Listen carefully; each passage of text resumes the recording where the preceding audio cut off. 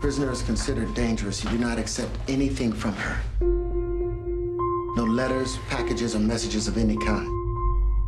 Your time starts now. Hello, everybody. Welcome to What the Flick. Alonso Duralde, our special guest, Grae Drake.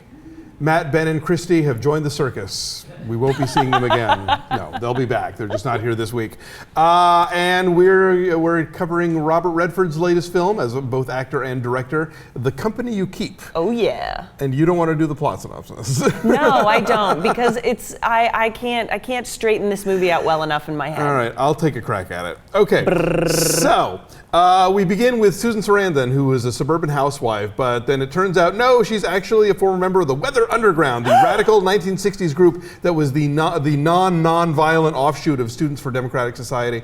And she gets taken in by the FBI. And small town lawyer Robert Redford is asked to take her case, but he says no. Albany reporter Shia LaBeouf starts sniffing around, figures out that not only was Robert Redford was also a member of the Weatherman, was also part of this bank robbery that went awry, that a guard was killed. And so Redford is now on the run with his daughter, but then he drops the daughter off in New York with his brother, and he's trying to find Julie Christie, who is the other member of the group, and Shia LaBeouf's in pursuit, and there's a police chief played by Brendan Gleeson, and he's got an adopted daughter played by Britt Marling, who keys into the whole thing, and things go. Look. You on your way to New York to turn yourself in? Don't move! Hands in the air! I thought that would bring me peace.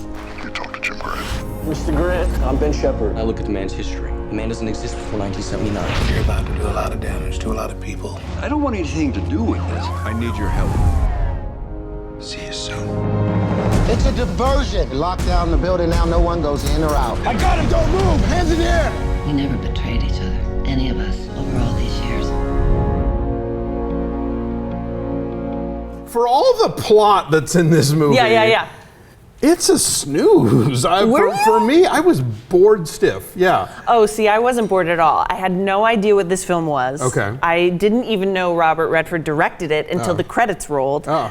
I didn't even know he was in it. I literally had a conversation the week before going, Robert Redford's going to be in Captain America sequel. That's cool. Why isn't he act right now? And then boom, here he is, and he's with Nick Nolte. And I loved that every time you turned around in this film, the next plot point was played by an amazing actor. Yeah, definitely. The cast is great. The Tooch, you got Susan Sarandon, even Richard Jenkins, even Shia LaBeouf is perfectly cast in this movie. He's real good in this. I have to say, he wears the I'm smart glasses and looks like he's smart. You know?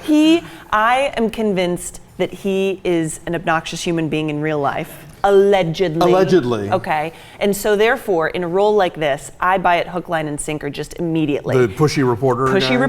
Won't take no for an answer, using every connection to the hilt, and just won't give up, and everyone hates him. Like, I believe it.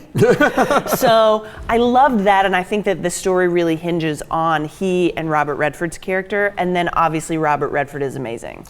I didn't think Redford was that. I didn't think he was that good, and I'm generally a fan of his. See how high my voice went?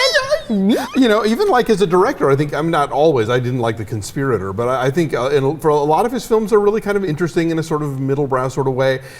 This just kind of, I felt like there were all these cool ways they could have gone with it. Like, it could have been a political thriller. It could have been a character study. It could have been a contemplation of this sort of great moment of American dissent. And, like, was nonviolence the way to go? And is there a rationalization for using violence to if it means saving lives and ending a war and blah, blah, blah. And I would have loved the movie to be any of those things. And I feel like it wasn't any of them. Like, when they finally have these conversations about the Weather Underground and all that stuff, they all kind of boil down to like, the system, man, and dissent is dicey, like things like that. It's like, well, I knew that coming in. Tell me something new, I can't disagree with you on that, but where the movie got me towards the end, without spoiling anything, is that one of the topics it deals with is being revolutionary when you're young and full of energy versus growing up and having responsibility, and how that changes you. Sure. And so, although I wouldn't argue that this is the most well-written movie, I still was really captivated by that, and having Robert Redford talking about things like that. Anything that happened in the last, I'm going to say, quarter of the film, I didn't see coming. I was Really? just in it. Oh. And I can't explain it. I just really enjoyed this movie. It's almost like one of the only times in the recent past I haven't had any background on a picture, and I just was like moment by moment, not thinking ahead. It got me. Because one of my problems was there's a third act twist that I saw coming from Did the you? lobby. Yeah, pretty much. And there's a weird timeline here because I looked it up. There was actually, the Weather Underground did commit an armored truck robbery in 1981 where somebody died. But when we think of the Weather Underground, we're really thinking about the late 60s, early 70s. That was their Yes. sort of heyday, and that's when the real protests were going on. This movie uses the phrase 30 years ago like 7 or 8 times. And I kept thinking, 30 years ago was the early 1980s.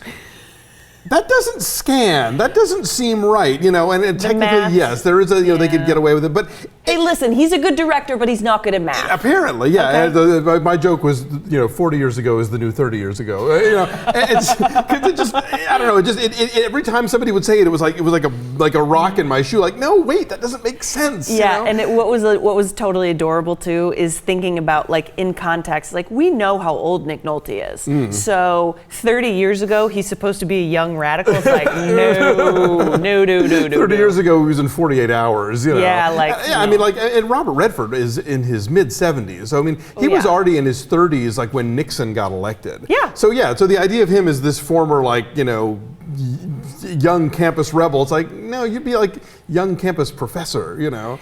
I say though, one of my troubles with the movie, not enough Julie Christie. Because good God, I was so happy to see her. I was so happy to see her. In fact, I had to watch Demon Seed after this because I was so excited, and she's so good still, so beautiful. She is one of my favorite actresses ever. But I have to say, I was thinking about there was a time in American cinema where the idea of Julie Christie and Robert Redford in a movie together was like, that would just be the most exciting thing ever. Yes. And now that it's finally happened, it's like, yeah, you guys don't really have much chemistry, frankly. It's not like watching her and Warren Beatty or her and Dirk Bogarde or whoever, Right. over the course of her career. So, it was. Or Julie Christie and a robot, which is in Demon Seed. Who impregnates her. That's So really true. what we're saying is Robert Redford is less captivating a scene partner than a robot. Than a rapey robot. That's who they should have cast in this movie. Rapey robot does the Weather Underground. Yikes. So yeah, I was really disappointed. I never got engaged in it, and I thought I liked Shia LaBeouf's performance. I liked several performances, but it just, I don't know. Didn't do it for me. Even though I can't argue with your points, I honestly was just in it from the get-go, Right. and I really enjoyed it, surprisingly so. enough. And I did have a conversation with Nick Nolte about it, although I can't even tell you what he said really, except that you should hire hot lady teachers to teach your boys in school. Well, that's what Van Halen always said. Listen, both wise And souls. who better to take advice from on child rearing? This one is like teetering on the brink of rotten right now. It's at 60% fresh on the tomato meter. Yeah. But I personally think that's a little low, so I'm going to give it a 7.5. All right. Well, you are very kind, and I'm on the opposite end of the spectrum. I'm going to go 3.7. I That's was too really I was not engaged, and I really wanted to be. So that's a 5.6 from us. If you believe her, go see it. If you believe me, don't. I don't know. Anyway. The Tooch! Bye.